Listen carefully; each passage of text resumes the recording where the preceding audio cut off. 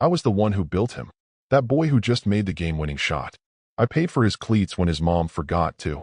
I drove him across 3 states for tournaments while she stayed back to work late or rest her voice after yet another wine-soaked girls' night. I rearranged my work schedule, passed on promotions, and smiled politely at every school meeting while his real dad sent texts from God knows where. I even sat next to him at last year's father-son banquet when the guy couldn't be bothered to show up.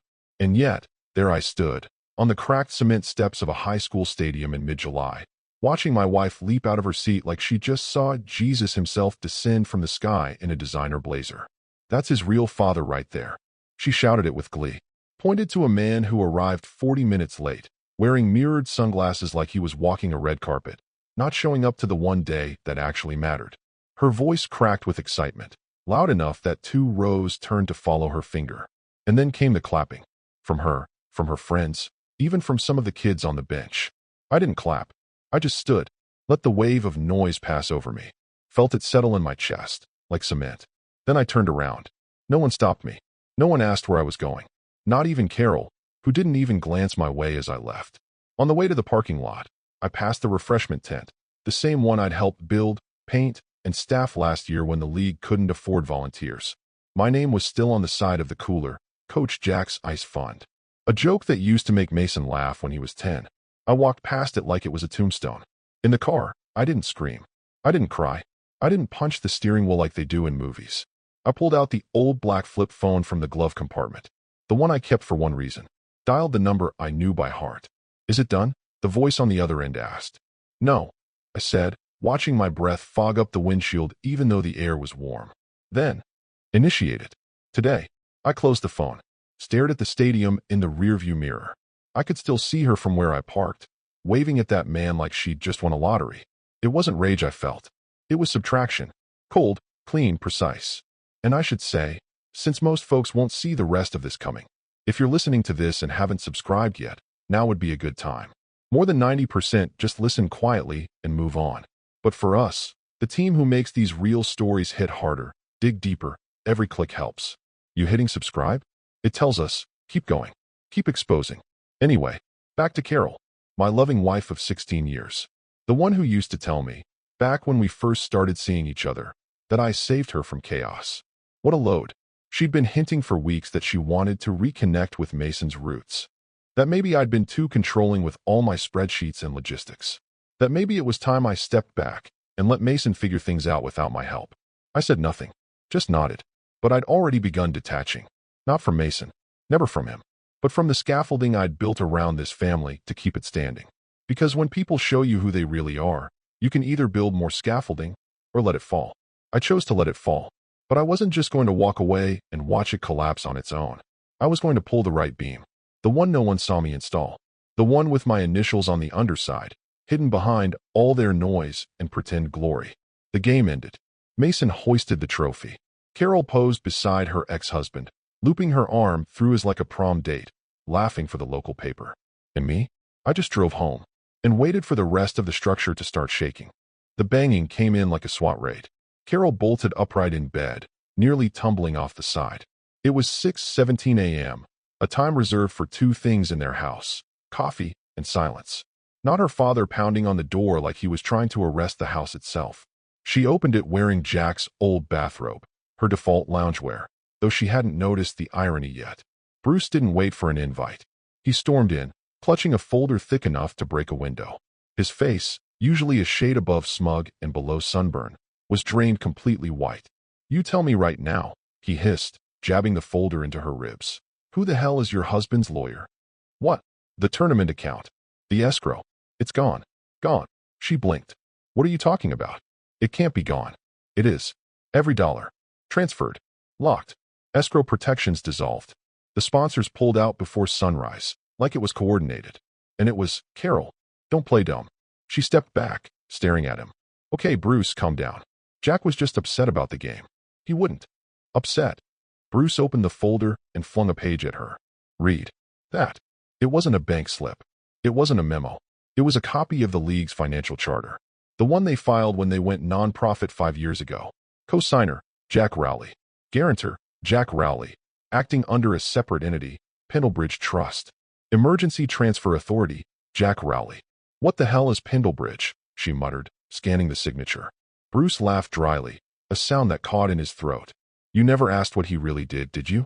You thought he was just a logistics guy. You think all those checks just came out of good faith and dumb love? Jesus, Carol. The escrow wasn't his donation. It was his money, protected under a clause that lets him dissolve and reallocate in case of a breach of, get this, personal ethics. That's the language he used. Personal ethics. Carol stared at the date signed. 3 years ago. Jack left the group email threads. All of them. Bruce added, like twisting a knife. His office lines disconnected. The account passwords are changed. We can't even access the server. She rubbed her forehead. Wait, why would he do this? Why now? Bruce stared at her, incredulous. You really don't know? She looked back, confused. You called another man Mason's real father. In public. At the championship game. The one Jack paid for. In front of sponsors. Press. Kids. You embarrassed him in front of the very people who built this league with him. I didn't mean. Doesn't matter, Bruce snapped. He meant this. He slammed the folder shut and waved it at her again. This was waiting. This wasn't a tantrum, Carol. This was locked and loaded the day you let him become a ghost in his own house. She stumbled backward, blinking fast. She thought Jack would sulk. Maybe drink. Maybe sleep on the couch and then come back to help with the next season. But he didn't sulk. He disappeared. His home office, cleared out. His name wiped from the hallway coat hook. The spare key he always kept on the hook under the ceramic lighthouse? Gone. Bruce leaned against the island in the kitchen, rubbing his temples. We've got regional playoffs in 3 weeks. No field reservation. No equipment vendors. No bus contracts. Do you get what I'm telling you? He was the system. And now he's gone. And we're naked.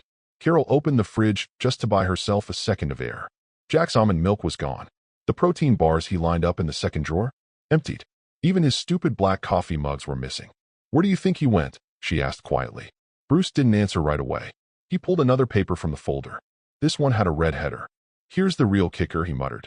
The league's financial protections are now being evaluated for conflict of interest. You know what that means? She shook her head. It means I'm being investigated. Because of you. Because I let my son-in-law co-sign an escrow tied to 3 public school partnerships. If this gets out, my name's ruined. I could lose my license. And your son's team? He dropped the paper on the counter like it was radioactive. Dead. In the water. Carol reached for her phone with shaking hands, finally realizing what Jack had done wasn't some petty swipe or emotional lash-out. It was precise, strategic, and completely invisible until it was already over. The email hit at 8:42 a.m. Subject, formal withdrawal of financial guarantor, effective immediately. No warning. No apology.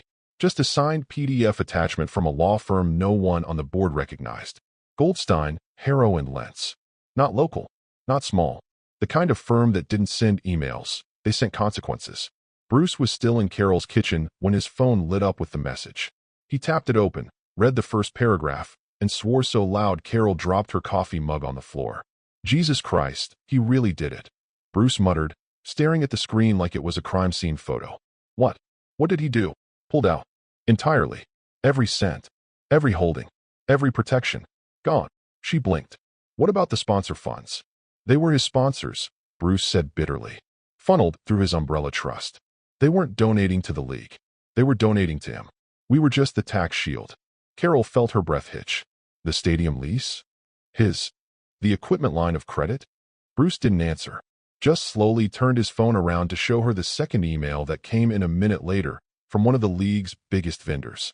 Subject, cancellation of credit line 2023 to 2024. Body. Due to the dissolution of the Pendlebridge guarantee, all pending equipment orders are now on hold. Until further arrangements are made, your account has been frozen. She sank into a chair like the gravity in the room doubled. He didn't just walk away. He took it with him. Oh, it gets better, Bruce said, sliding the last document across the counter. There's a clause in the charter, an automatic trigger for an external audit if the guarantor withdraws mid-fiscal cycle. And guess who wrote the damn charter? She stared at the signature on the last page. Jack Rowley. I told him to make something airtight, Bruce muttered. After the Dixon scandal. But I didn't know he'd bury me in it. An audit? She asked, her voice shaking. Not just any audit. Federal. We partnered with the school district last year. That made our finances subject to state compliance. She blinked. We didn't do anything illegal. Bruce looked at her like she'd said puppies could fly. We cooked the attendance numbers, Carol. You made me fudge the headcount for the community grant because you didn't want the league to look small-time. We shifted budget line items to make it look like we had more STEM programming than we did. You thought that was harmless padding. Jack saw it as fraud. She grabbed the edge of the table. He never said anything. He didn't have to. He just built a trap and waited for us to wander into it. This isn't revenge, Carol. This is insurance. He knew this day was coming the moment you started treating him like a background prop. The board tried to scramble that morning. Emergency Zoom meetings. Scrambling through dusty bylaws. Digging through old contracts. But everywhere they looked, Jack's name wasn't just on the paperwork. It was in the foundation. Vendor accounts? Created through his LLCs. Travel insurance? Filed through a parent policy tied to his employer benefits. Even the scoreboard's maintenance fund was siphoned through a line item called Auxiliary Parent Trust. They had thought Jack was just the guy who liked Excel. They had no idea he was the league. And now, the lights at the stadium were dim. The weekend game was canceled. And the little victories, the foam fingers, the travel banners, the endless Gatorade bottles, had all been fed by a machine no one saw until he shut it off. By noon, the school district's lawyer had requested a copy of the audit findings. By 1:30, 3 of the minor sponsors pulled their Facebook logos from the league's homepage. By 2 p.m., Bruce finally said the words Carol had been dreading. Unless we fix this by Friday, the season's dead. And maybe our reputations too. The silence that followed wasn't just heavy. It was surgical. Carol sat alone in her kitchen, staring at the spot where Jack used to charge his phone. Neatly, precisely, always at 92%. And finally whispered something she never thought she'd have to say out loud. We never really saw him, did we? Bruce didn't answer. Because deep down, they both knew the truth. They hadn't just lost a man. They'd lost their spine. The lawyer's name was printed in bold at the bottom of the 5th document Carol had flipped through that day, under a letterhead she didn't recognize. MDV Holdings, LLC. Counsel of Record. M. Dorian Vale. Vale, Kessler and Trent. Strategic Litigation and Crisis Navigation. Crisis Navigation? She nearly laughed. The document had been overnight to her father's office, but she intercepted it. She hadn't expected to see Jack's name anywhere on it. But there it was, in the small print, buried under layers of legal padding. Founder, Jack Rowley. Primary beneficiary, Mason D. V. Whitaker. Contingency clause. Activation of discretionary control upon breach of Clause 7c. Defined as public character defamation or undermining of familial paternal respect. Her mouth went dry. Clause 7c. Undermining of familial paternal respect. She didn't know whether to scream or throw up. The rest of the language was thicker than mud, but the structure was simple enough. Jack had created a holdings company. One with full discretionary control over several trust-backed sponsorships, venue contracts, and intellectual property filings. Yes, even the logo of the league, and named her son as the sole beneficiary under one condition. He had to respect Jack publicly. A single violation, and the beneficiary status reverted. She remembered joking, mockingly, maybe cruelly, that Jack was too meticulous and lived in spreadsheets. He always brushed it off, said he liked having a safety net for everyone's fire. She hadn't realized he'd built a full-blown fortress. But there was more. The firm representing MDV Holdings, Vale, Kessler and Trent, wasn't just known. It was feared. The kind of law firm that didn't take you to court, they took you apart. Carol Googled the name out of reflex. First result, nonprofit collapse case, $7.4 million recovered in fraudulent mismanagement. Second result, board ejections, embezzlement exposures, and leadership overhauls. Inside the firm that quietly restructures the broken. She closed her laptop with a snap, her heart racing. This wasn't just legal coverage. This wasn't a break glass in case of emergency company. This was a weapon. A weapon Jack had forged quietly, methodically, 3 years prior. Before Mason's junior season. Before the league expansion. Before the accidental party where her ex-husband suddenly started showing up again. It wasn't revenge. It was prevention. Jack didn't build MDV Holdings in response to her public humiliation of him. He built it anticipating her. Her patterns. Her ego. Her erosion of gratitude over time. Every document had been filed separately. Strategically.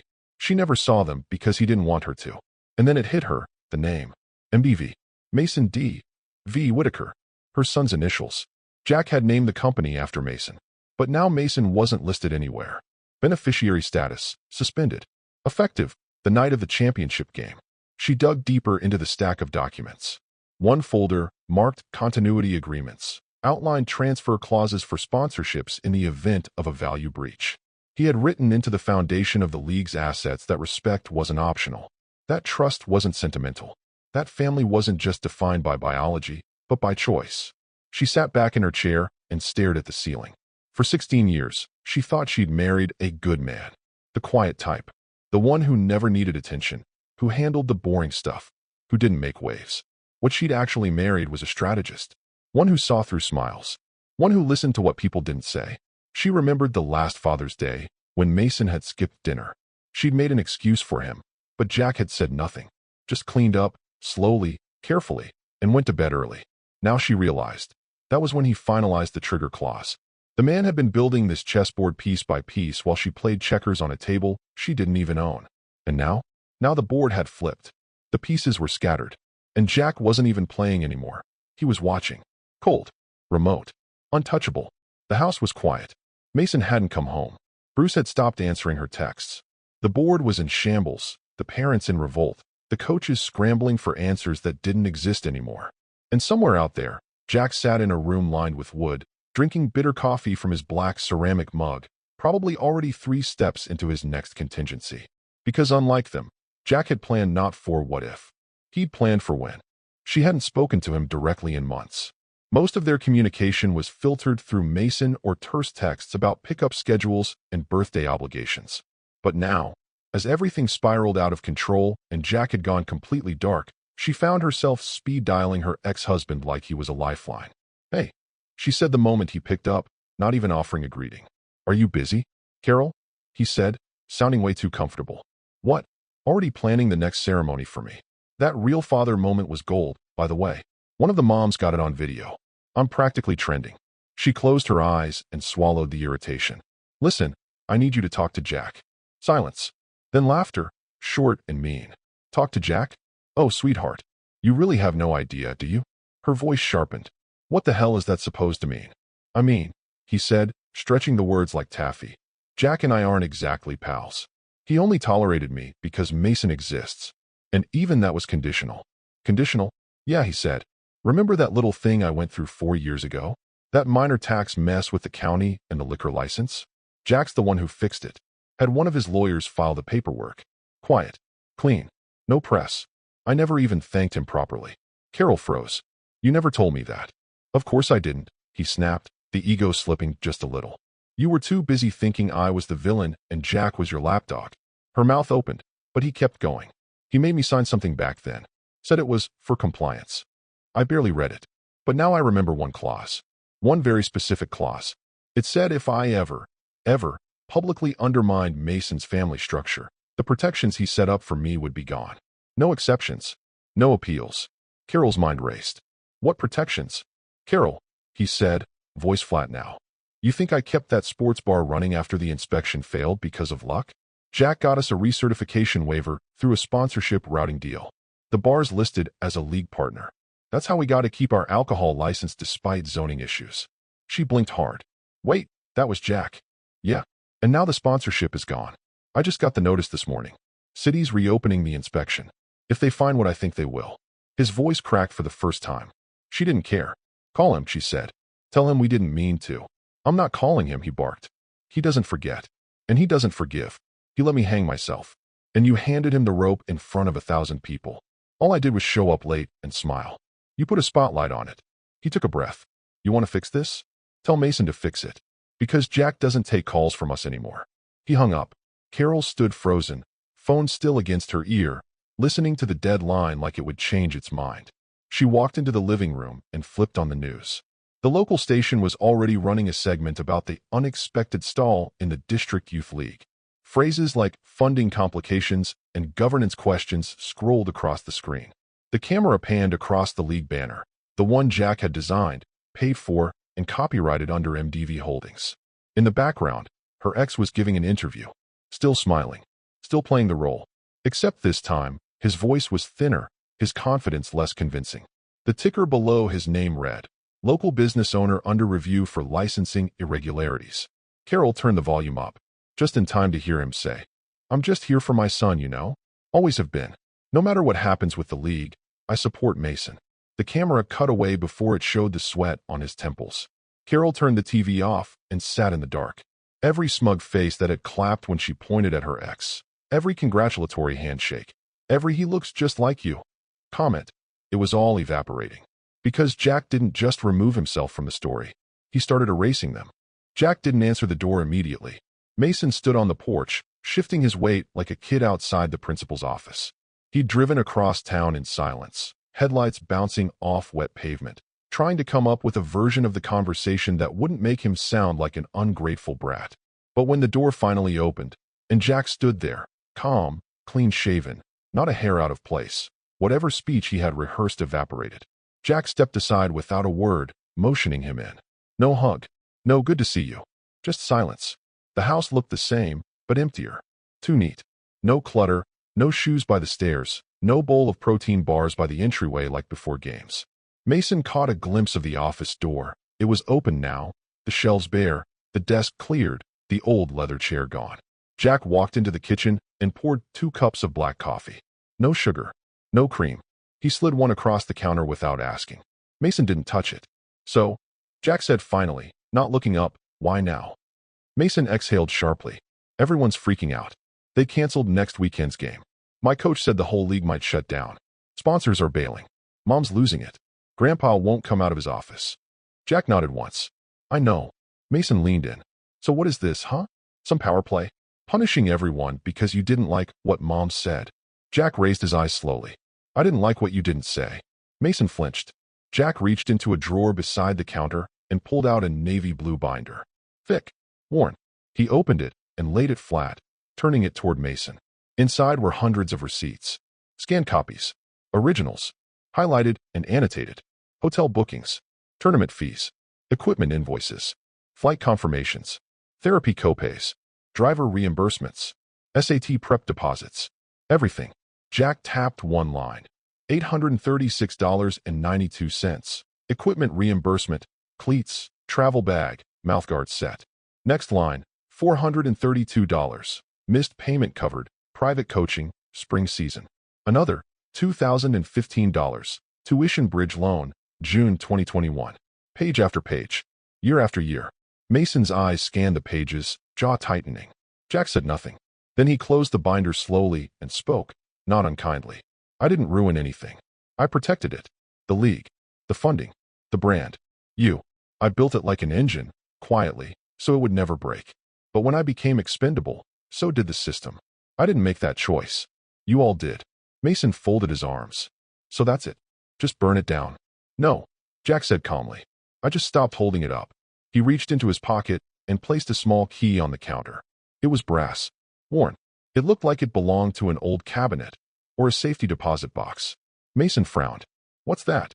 Jack slid it forward. "It opens the filing cabinet in my old storage unit. Unit 215. You remember that place. It holds every agreement, every transfer, every tax file. If someone really wants to rebuild it all, they'll need those. It's not public. It's not digital. It's just truth." Mason stared at the key. Jack continued. "If you want to fix things, you'll have to choose whose shoulders you want to stand on, not whose name gets the applause." Mason looked down. For the first time in the conversation, he had no comeback. "Do you remember the time your biological dad didn't show up to the championship dinner?" Jack said quietly. "You were 12. You cried in the bathroom. I sat with you on the floor for 40 minutes. Not because I had to, but because you were mine in every way that mattered." Silence. "You called him your real dad last week. On camera. You didn't even blink." Mason looked up, eyes glassy. "I didn't mean." "Doesn't matter," Jack interrupted, voice flat. "You meant what mattered." The key lay between them. Mason picked it up, slowly. "Why give this to me?" he asked, his voice cracking slightly. "Because no one else can rebuild it. And because I want you to understand something." Jack leaned in slightly. "Truth doesn't need applause, Mason. It just needs memory." Mason looked at the key again, then back at Jack. This time, he didn't speak. He simply turned, walked to the door, and left. No hug. No goodbye. But Jack watched the way he held the key. Tight. Deliberate. Like something he didn't want to lose. They held the emergency board meeting in a stuffy church basement. The same place they once planned community car washes and team banquets. Only this time, no one brought donuts.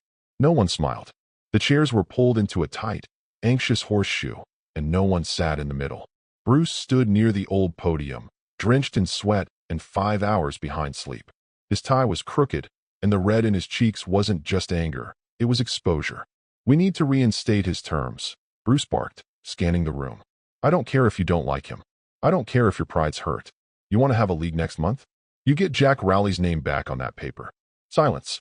One of the board moms, a former PDA president with pastel blazers for every occasion, leaned forward. "How do you propose we do that, Bruce? We haven't heard from him." He scrubbed. "You think we can just beg?" "I think," Bruce said, slamming his hand on the folding table, "we can at least try." Another voice chimed in. "Sponsors are pulling out. 3 of them already sent cancellation letters. If Jack's holding the intellectual property rights and the escrow strings, they're not staying."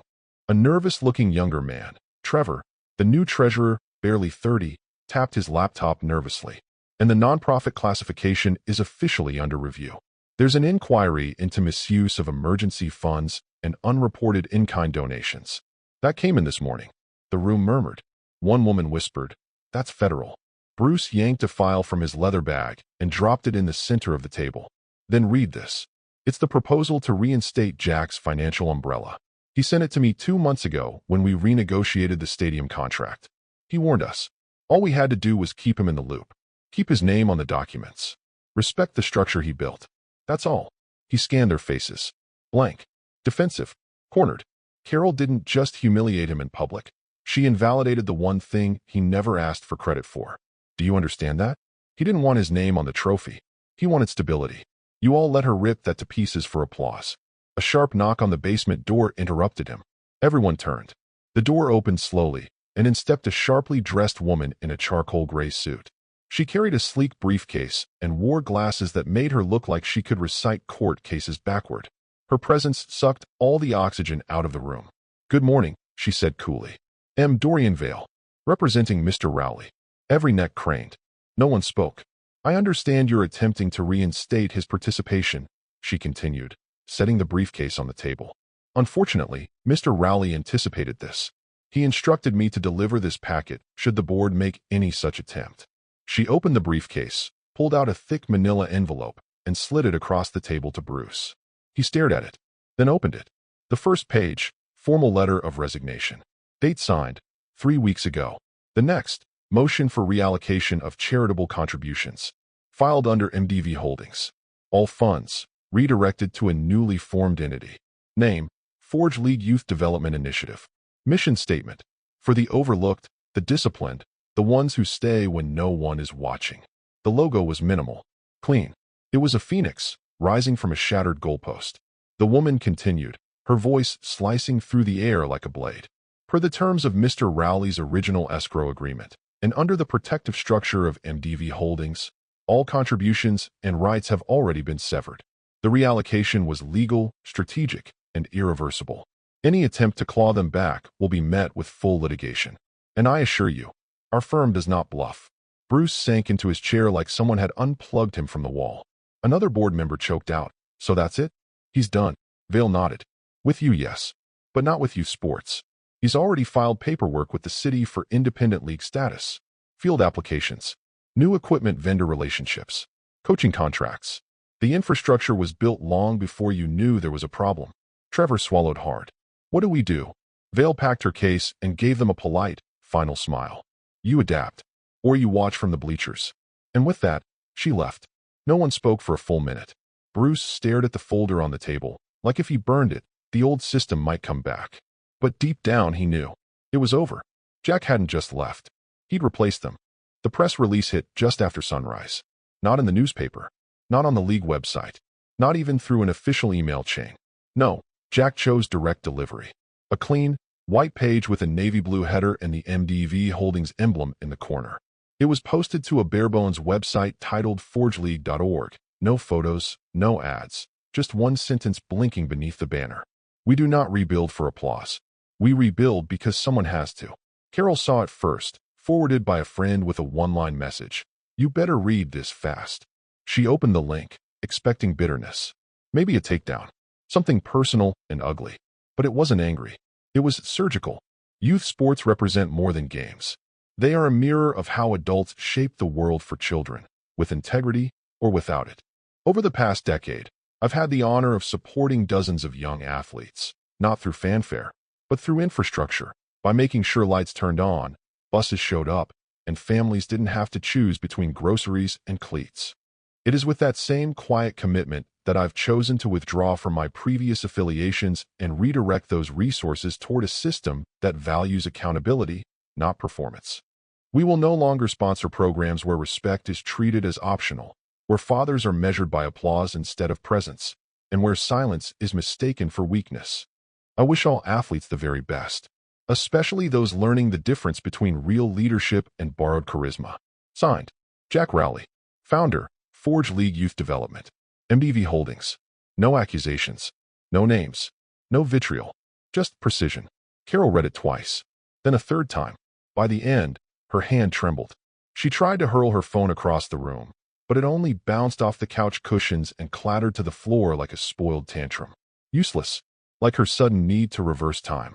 She wanted to scream, but couldn't find a single word in her throat that didn't sound pathetic. Mason, meanwhile, saw it on his teammate's story. The link was going viral among the players, some reposting, some mocking, others stunned into silence. He didn't laugh. He didn't repost. He just stared at it from the front seat of his car, parked outside the old stadium, while kids biked past and the field lights flickered half on. The banner still hung, limp and faded. Season champions. A title that now meant nothing. He read the line again. Fathers are measured by applause instead of presence. And for the first time, he didn't feel like a victim of Jack's wrath. He felt like a mirror had been lifted, and it didn't flatter him. Meanwhile, Bruce sat in his office at the accounting firm, nursing a headache that had bloomed into something closer to vertigo. The walls felt too close, the air too thin. The call came at 9:02 a.m. Mr. Whitaker, this is to inform you that the State Board of Accountancy has opened a formal investigation into a possible conflict of interest involving your financial oversight of the District League. You'll receive documentation by certified mail within 3 business days. Please prepare to submit all documentation from the last 5 fiscal cycles. He didn't argue, didn't even sigh. He just hung up the phone and stared at the framed picture of Carol and Mason from Mason's 8th grade tournament. The one Jack had paid for, sponsored, and organized. The caption etched in the silver frame. Behind every great player is someone who never left. Bruce reached for it, then didn't. He just sat there. Still. Because it was all there, wasn't it? The scoreboard had never been about the final points. It had always been about who stayed when the gym emptied out. Jack had stayed, until he didn't. And now? Now his silence wasn't just louder than their noise. It was final. It launched without fanfare. No banners. No grand opening. No former players giving interviews about second chances. Just a website with a single phrase, rebuilding where others pretended. Jack's new youth league, Forge League, kicked off on a drizzly Saturday morning at a repurposed industrial park field outside town. Not as flashy as the old stadium, but the turf was real, the lines were clean, and the lights worked on time. More importantly, the kids had gear that fit, shoes that gripped, and helmets that hadn't been passed down through 5 different seasons. Smaller teams, leaner staff, tighter operations, and a moral charter that was posted, printed, and framed on every locker room wall. Respect is not gifted. It is the minimum price of entry. No player will go unnoticed. No parent will go unaccountable. We reward presence, not performance. And the most important one, this is not a stage. It is a forge. The irony wasn't lost on anyone, least of all Carol. She didn't know why she drove there. Maybe it was guilt. Maybe curiosity. Or maybe she was hoping for that movie-ending moment, where she shows up at the new place, sees Jack in his element, and he gives her a knowing nod that says, "You were wrong, but I forgive you." That's not what happened. She parked far enough to not be seen, but close enough to recognize the players. Parents bustled about setting up fold-out chairs and thermoses. There were no corporate banners, no league mascots, just a group of kids, some from broken homes, some first-time athletes, lining up for warm-ups with straight backs and no pressure to be perfect. Then she saw him, Jack, standing at the far end of the field in a navy windbreaker, clipboard in one hand, game ball in the other. He looked the same, maybe even lighter, leaner, not just physically, but in the way a man looks when he's no longer carrying dead weight disguised as partnership. And beside him, just off-center, was Mason, wearing a coach's badge. No jersey, No cleats. Just khakis and a simple polo. Clipboard tucked under his arm. He wasn't shouting or showing off. He was watching the kids, giving small nods of encouragement, fixing stances, adjusting wristbands. A quiet figure among chaos. Carol felt a lump rise in her throat. She hadn't seen Mason in 2 weeks. He didn't answer her messages. And now here he was, not reliving glory days, but helping build something he never appreciated when it was handed to him. She leaned closer, craning her neck as Jack knelt in front of one of the smaller boys. Couldn't be more than 8. Nervous. Scrawny. She watched Jack kneel, smile gently, and hand him the game ball. The boy lit up. He clutched it like it was the moon. And in that moment, Carol saw the entire history of their family play out in reverse. That boy, that was Mason, 15 years ago, before the ex waltzed back in, before applause mattered more than presence, before she traded quiet constancy for loud distraction. She gripped the steering wheel so hard her knuckles went white. Jack stood, ruffled the boy's hair, and turned back to the field. He didn't look toward her car, didn't wave, didn't even hesitate, because he knew. He knew she'd come. He knew she'd watch. He knew she'd finally see him. Not the quiet man who paid for things or drove the car, but the one who showed up when no one else did. Over and over. Silently. Steadily. He didn't need her recognition anymore. Because the game he was playing now, it wasn't for her. It never was. It was for the kids who needed someone before it was too late. Carol let the tears come, silently, fogging the windshield. And for the first time since the stadium, she didn't feel righteous. She felt erased. The old stadium looked smaller now. Not just physically, though the weeds pushing through the bleachers and the rust eating at the railings certainly helped. It looked reduced, like someone had once shouted from its rafters, and now only whispers lived there. Half the floodlights were burned out. A broken banner drooped sideways from the upper deck, flapping in the wind like a limp apology. Jack stood across the street, coffee in hand, letting the late summer sun cut through the morning haze. The gate was locked. The ticket booth windows were boarded up. The sign above the entrance used to say Home of Champions. Now it read, New management coming soon. He took a long sip. Soon, he muttered, smiling faintly. Sure. His phone buzzed. One new message. Mason. We won today. Tight game. 14-13. Boys didn't quit. Thanks, coach. No punctuation. No emojis. Just facts. Simple. Clean. Jack stared at it for a few seconds longer than necessary. Not because he needed to think about replying, but because he didn't need to reply at all. The message said enough. The Forge League was in its 2nd season now. What began as a salvaged experiment had become a full ecosystem. Smaller, yes, but stronger. Tighter. Every team knew their coaches. Every coach knew their kids. Every kid knew what earned felt like, not just what loud looked like. Jack had stepped back, mostly. Let others rise. Delegated. Observed. Advised. He never stood on the field anymore. That was Mason's job now. He just made sure the gears stayed oiled and the machine stayed quiet. He liked quiet. Across the street, a few old league banners still hung on the chain-link fence, faded faces of boys now long out of high school. One showed Mason from 5 years ago, mid-sprint, eyes forward, name beneath him in block letters. Jack didn't feel pain when he saw it. He felt distance, the kind of distance that gives things shape. He checked his watch. 9:14 a.m. The Forge League Championship was later that afternoon. He wouldn't attend. He'd already seen the kids grow. He didn't need a trophy to prove it. Besides, the real scoreboard had already changed. The one in Mason's mind. The one in his silence. The one that now sent thank you texts instead of taking things for granted. Jack turned away from the stadium. Didn't take a photo. Didn't wave goodbye. Didn't even glance back. Some monuments didn't need wrecking balls. They just needed to be outlived. He tucked the phone back into his coat pocket, took another sip of coffee, and walked into the sun.